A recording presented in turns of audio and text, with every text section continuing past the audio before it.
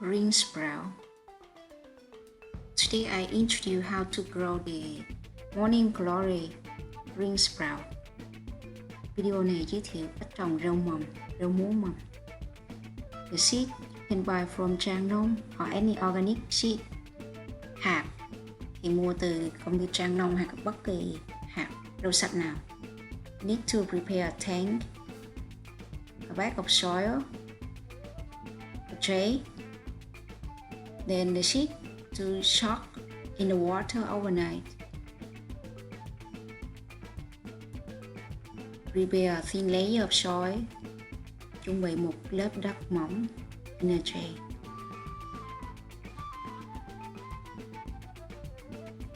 Very thin layer of soil. Then spray the seed evenly on the top of the soil. Rải đều tất cả những cái hạt rau đã ngâm tối qua lên lớp đất này. And then after that, cover a thin layer of soil cover on the seed again.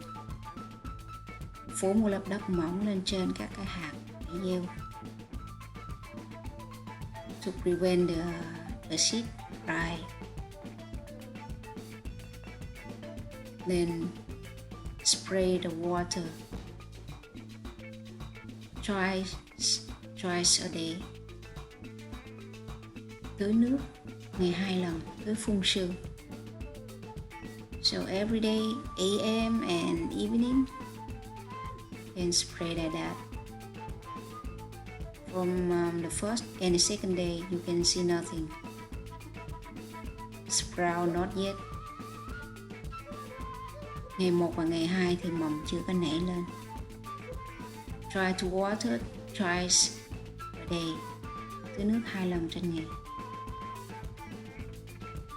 Then from the third day, you can see the sprout.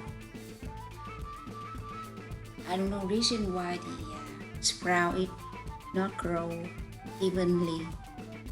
Some short, some long. But in the fifth or the sixth day, and you can see all grow. Hạt nảy mầm này nó không có đồng đều.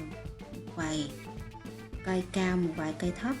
Nhưng từ ngày 5, ngày 6 trở đi thì mình sẽ thấy nó các hạt đều lên. This is the 4th day. You can see on the seed already sprout. So it's long. And from the 4th to the 3rd day, you can cover a thin layer of towel. In the 4th day, you can bring it to the place with sunlight. Ngày thứ 4 thì có thể bưng ra ngoài ánh sáng. Ngày thứ nhất đến ngày thứ 3 thì các bạn để trong bóng tối và phủ một cái lớp khăn mỏng. Then continue twice a day, water 2 lần trên ngày, tiếp tục tưới.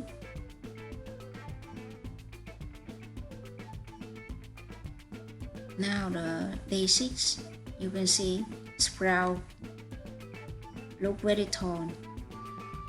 Ngày thứ 6, mầm rất là cao. You can have it from the 7th day, or you can keep it until 10 days and you can have it.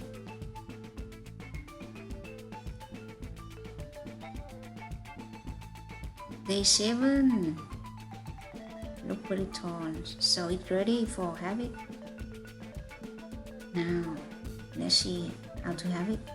You can pull the sprout up, or you can use the knife, cut it up. In this video, I pull it up and I wash it, then trim the root. Các bạn có thể nhổ, hoặc các bạn có thể cắt. Nếu các bạn có thể nhổ thì rửa và cắt bỏ cái gốc. Còn các bạn cắt thì cũng được. Đó là có 2 cách thu hoạch.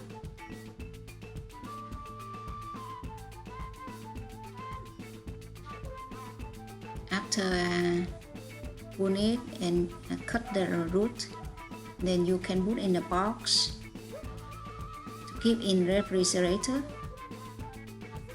if you not eat. But if you store in the refrigerator and do not wet, keep it dry and put in a box, keep in refrigerator.